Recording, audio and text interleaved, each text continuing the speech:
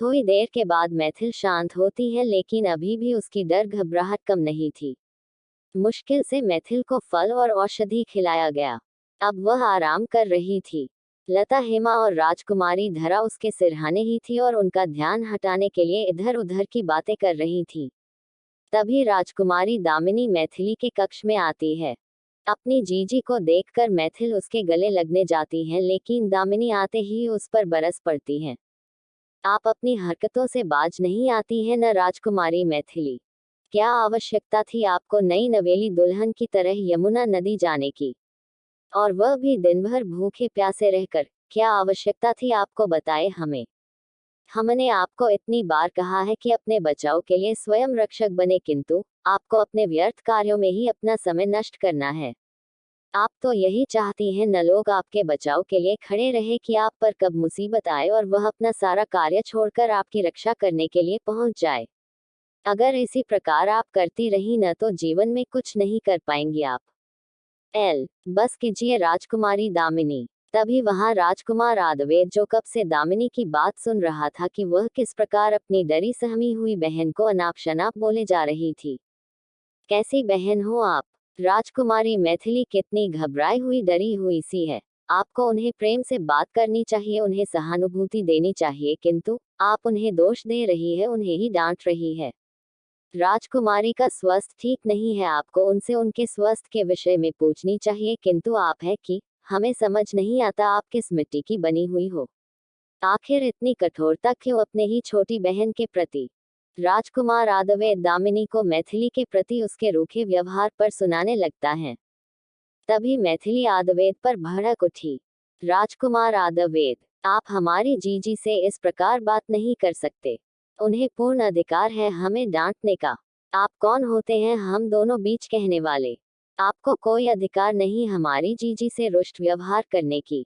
राजकुमारी मैथिली आदवेद द्वारा अपने जीजी से व्यवहार पर उसे सहन नहीं होता और वो आदवेद को कहने लगती है, इस समय हम नहीं, आपकी जीजी आपसे रुष्ट व्यवहार कर रही है, जबकि उन्हें आपसे सरल व्यवहार करने चाहिए। राजकुमार आदवेद ने मैथिल से कहा, वो जीजी है हमारी, हमसे रुष्ट व्यवहार करे या सरल व्यवहार, जब हमें कोई आपत्ति नहीं है, फिर आपको क्यों आपत्ति है? राजकुमारी मैथिली गुस्से से कह उठी। राजकुमारी की बात पर आदवेद इसके आगे भी बोलने जा रहा थे, लेकिन राजकुमारी धरा उन्हें इशारों में ही शांत करवाती है।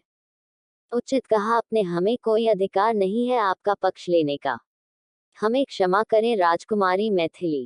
कहते हुए राजकुमार वहां से चला जाता है और उनके पीछे राजकुमारी धरा भी चली जाती है। भाई सा रुकिए, हमारी बात तो सुनिए। भाई सा, धरा अपने भाई सा को रोकते हुए कहती है, हमें एकांत रहने दो धरा, आप चली जाए यहाँ। राजकुमार महल के गलियारे से होते हुए गुस्से से बाहर जा रहे थे।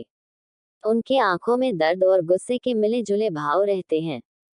भाई साहब, आप मैथिल जीजी की बातों का बुरा मत मानिए।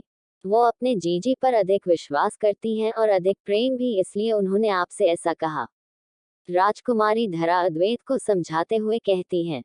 राजकुमारी मैथिली भले ही अपनी जीजी से प्रेम करती हैं, उन पर विश्वास रखती हैं, उनका सम्मान करती हैं, किंतु राजकुमारी दामिनी के मन में ये सब कुछ भी नहीं है राजकुमारी के प्रति।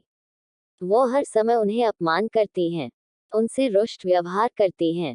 अपने छोटी बहन के प्रति क्या कोई इस प्रकार का व्यवहार करता है? राजकुमार दामिनी के व्यवहार के बारे में धरा से कहता है।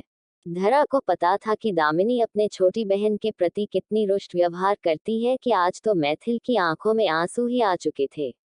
लेकिन ये बात वह आदवेद से नहीं कहती हैं। हो सकता है भाई सा उनके प्रेम व्यक्त करने का यही तरीका है। कोई चिंता से अपना प्रेम व्यक्त करते हैं, कोई प्रेम की भाषा से, कोई मौन ही अपने प्रेम को जीते हैं, कोई रुष्ट व्यवहार के प्रति अपने प्रेम को व्यक्त करते हैं।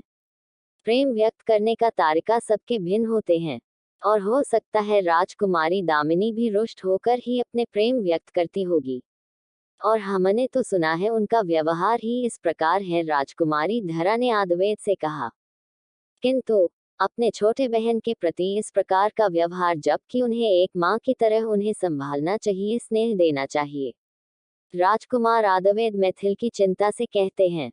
भाई साहब, हमें ऐसा क्यों लगता है कि आपको मैथिली जीजी की अधिक चिंता हो रही है? वैसे जब से हम रणथंभौर आए हैं, महल में आप दोनों के ही चर्चा होते हैं। राजकुमारी धरा अपने भाई की मनोस्थिति समझती हुई कहा। क्या मतलब है आपका? किस प्रकार की चर्चा होती है हम दोनों की? राजकुमार आदवेद अब धरा से सवाल करते हैं। यही कि राजकुमार आदवेद कितने सुंदर और पराक्रमी राजकुमार है। वो राजकुमारी मैथिली की कितनी चिंता करते हैं। पहले उन्हें नील जंगल से सुरक्षित लाए और फिर नदी में डूबने से बचाए। और तो और आप दोनों की जोड़ी तो शिव पार्वती की भांति स्वरूप दिखती है। धरा आदवेद से कहती जा रही और आदवेद सुनता ही जा रहा था। और ये सब आपको कब पता चली और किसने बताया आपको इतनी रहस्यमय बातें? राजकुमार कान लगाकर सुन रहे थे। वो तो सभी को तब पता चला जब राजकुमारी मैथिल जीजी ने अपने गणगौर की मूर्ति में आपकी छवि बना दी थी। धरा ने जाने अनजाने में आदवेद को मूर्ति वाली बात कह दी। हे शिव जी, ये हमने क्या कह दिया भाई सा को? धरा दांतों तले उंगली दबा लेती हैं। क्या कहा आपने? राजकुमारी मैथिल ने हमारी छवि बनी दी थी गणगौर मूर्ति में। राजकुमार ये सुनकर आंखें फाड़े धरा को देखता रहा। हम सच कह रहे हैं भाई सा। राजकुमारी मैथिल की गणगौर मूर्ति में आपकी छवि थी। आपको हमारी बातों पर विश्वास नहीं है न? तो ठीक है, जब राजकुमारी मैथिल स्वस्थ हो जाएगी तब आप उनसे ही पूछ लीजिएगा। धरा ने अपने भाई सा से कहा। पर राजकुमारी मैथिल हमसे अब बात करना भी चाहेगी। हमने उनकी जीजी के साथ इस प्रकार बात की, ये देखकर तो वो हमसे काफी गुस्से में रहेगी। या फिर बात भी न करना चाहे हमसे। कुछ देर सोचते हुए आदवेद धरा से कहते हैं। ऐसा कुछ नहीं होगा भाई सा। मैथिल जीजी बहुत अच्छी है, उनके मन में ऐसी कोई भावनाएं नहीं है। आप निश्चिंत रहिए, हम मैथिल जीजी के पास जाते हैं। कहते हुए धरा चली जाती हैं। और राजकुमार आदवेद मैथिल के बारे में सोचते हैं। अब तो राजकुमारी जी से बहुत सारे सवाल पूछने होंगे। वैसे कहीं वह हमसे नाराज तो नहीं हो गई? राजकुमार आदवेद मैथिल के बारे में सोचकर उनके चेहरे पर मुस्कान छा जाती है। यहाँ महाराज चंद्रभान अपने कक्ष में मैथिल को लेकर चिंतित रहते हैं, तभी एक सेवक आकर उनसे कहते हैं। महाराज, राजगुरु जी महल में पधारे हैं। इतना सुनते ही महाराज की चिंता हटने लगती है। राजगुरु जी महल में पधारे हैं, उनसे कहो हम शीघ्र ही आते हैं। सेवक के कहते ही महाराज राजगुरु जी से मिलने चले जाते हैं। यहाँ राजगुरु जी महाराज की प्रतीक्षा कर रहे होते हैं। वो सिद्ध ज्ञानी थे। राजगुरु जी आज से ही नहीं बल्कि राजा चंद्रभान के पूर्वजों के भी राजगुरु थे। उनके ही सलाह परामर्श से महल के निर्णय लिए जाते थे। लेकिन इस समय राजगुरु जी के चेहरे पर चिंता छाई हुई रहती है। प्रणाम राजगुरु। महाराज चंद्रभान राजगुरु का अभिवादन करते हैं। आयुष्मान भवः राजन, राजगुरु की ने कहा। राजगुरु जी, आपको आने में कोई कष्ट तो नहीं हुई? नहीं राजन, हमें कोई कष्ट नहीं हुई, किंतु आपके चेहरे पर आए कष्ट को देख सकते हैं। बताए राजन, कोई समस्या है? गुरुजी की बात सुनकर महाराज का बचा हुआ धैर्य भी जवाब दे चुका था। वो एक लंबी श्वास लेते हुए गुरुजी से कहते हैं। गुरुजी, आपको तो पता ही, अब राज सिंहासन पर एक योग्य राजा का होना आवश्यक है। हम अब इन राज्य के कार्यों से मुक्त होना चाहते हैं और इस राज सिंहासन पर एक योग्य राजा को देना चाहते हैं। ये तो अच्छी बात है, किंतु इस विषय पर आप इतने चिंतित क्यों हैं? गुरुजी महाराज से कहते हैं।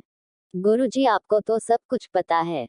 इस राज सिंहासन पर हम केवल हमारे भाई सा धैर्यवान प्रताप के मृत्यु के पश्चात ही हमने राज सिंहासन संभालने का निर्णय लिया था। असल में उस समय राजकुमार पृथ्वी और उदय बहुत छोटे थे और उन पर राज्य का भार देना उस समय सही नहीं था। और अब राजकुमार पृथ्वी और उदय बड़े हो चुके हैं, राज्य भार संभालने के योग्य हो चुके हैं। ऐसे में इस राज्य सिंहासन पर तो उनका ही सर्वप्रथम अधिकार है। किंतु महाराज अधूरी बात छोड़कर शांत हो जाते हैं। किंतु क्या राजन? गुरुजी महाराज से कहते हैं। गुरुजी, हम एक दुविधा में हैं। हम अगर अपने सुवर्गीय भाई के पुत्रों को उनका अधिकार देना चाहते हैं, किंतु दूसरी ओर से अपनी ही पुत्री से उनका अधिकार भी छीन रहे हैं। मेरी पुत्री दामिनी, वो भी एक कुशल योद्धा है, उनमें भी वही पराक्रमी साहस है, ये बात हम सभी जानते हैं। अगर राजसिंहासन राजकुमार पृथ्वी को दे दी जाए तो हम राजकुमारी दामिनी के साथ अन्याय हो जाएगा। और ये सिर्फ हम पिता होकर नहीं, राजसिंहासन को ध्यान में रखकर ही निर्णय लेना चाहते हैं, जिससे किसी के साथ भी कोई अन्याय न हो सके। महाराज अपनी बात कहकर गुरुजी की ओर देखते हैं। आपकी बात हम समझ रहे हैं राजन कि आप किस दुविधा में पड़े हुए हैं, जहां से आपको अपने परिवार के लिए कर्तव्य पालन भी करना होगा और एक योग्य राजा की तरह निर्णय भी लेना होगा, जिससे राजपरिवार में किसी के साथ कोई अन्याय न हो पाए। राजगुरु जी महाराज की बात को समझते हुए कहते हैं, अब आप ही कोई इस समस्या का हल बताए गुरुजी। महाराज राजगुरु जी के सामने हाथ जोड़कर खड़े होते हैं। राजगुरु जी महाराज की पूरी बात सुनकर एक लंबा श्वास लेते हैं, फिर कहते हैं, राजन, हमें पता है आप किस बात से अधिक चिंतित है। ये सिर्फ एक राज सिंहासन की समस्या नहीं है, बल्कि ये समस्या भिन्न है जिसका डर आपको सता रहा है। गुरुजी, हमने राजकुमारी दामिनी की परवरिश में कोई कमी नहीं रखी है। जब जैसा उन्होंने कहा है हमने किया है। उनके निर्णय पर कभी सवाल नहीं किए हैं, कभी भी उन्हें किसी भी कार्य के लिए या अधिकार के लिए वंचित नहीं किया है। किंतु आज जब उन्होंने हमसे राज सिंहासन के विषय में बात की, हम उनके सामने मौन रह गए। महाराज हताश होकर गुरुजी के सामने खड़े थे। राजन, आप एक राजा जरूर है, किंतु आप नियति को नहीं टाल सकते। आपने एक पिता होने का कर्तव्य पूरी तरह से निभाया है, किंतु होनी को कोई नहीं टाल सकता। आपको जिस बात का डर वर्षों से सता रहा है, वो तो एक न एक दिन आपके सामने जरूर उपस्थित होगा। हम मनुष्य के हाथ में केवल संरक्षण मात्र सामर्थ्य है, नियति को टालना हम मनुष्य के हाथों में नहीं है। राजगुरु जी महाराज के हताश हुए चेहरे को देखकर सांत्वना देते हैं। गुरुजी जी, तो क्या हमारी पुत्री दामिनी हमसे दूर हो जाएगी? क्या हमारा राज परिवार खत्म हो जाएगा? क्या हम ये अनर्थ होने से नहीं रोक सकते? महाराज अधिक विचलित हो उठे। राजन, धैर्य रखिए। आप सबको समान अधिकार देना चाहते हैं, इसके लिए एक उपाय है हमारे पास, जिससे राजपरिवार में सबको समान अधिकार प्राप्त होगा और अपनी योग्यता दिखाने का अवसर भी। इतना कहकर राजगुरु जी के चेहरे पर एक समोए मुस्कान रहती है। यहाँ कक्ष में बैठे हुए राजकुमारी मैथिल सोचती हैं, हमें ऐसा क्यों लग रहा है कि हमने राजकुमार आदवेद से अच्छा व्यवहार नहीं किया, किंतु उन्होंने जी से भी तो दुर्व्यवहार किया था, हमें भी तो अच्छा नहीं लगा। लेकिन राजकुमार ने हमारी जान भी तो बचाई, ये बात हम कैसे भूल सकते हैं? आखिर कौन सा डर सता रहा है महाराज चंद्रभान को? ऐसा कौन सा राज है जिसके लिए महाराज दामिनी के सामने कमजोर पड़ रहे हैं? जानने के लिए सुनते रहिए।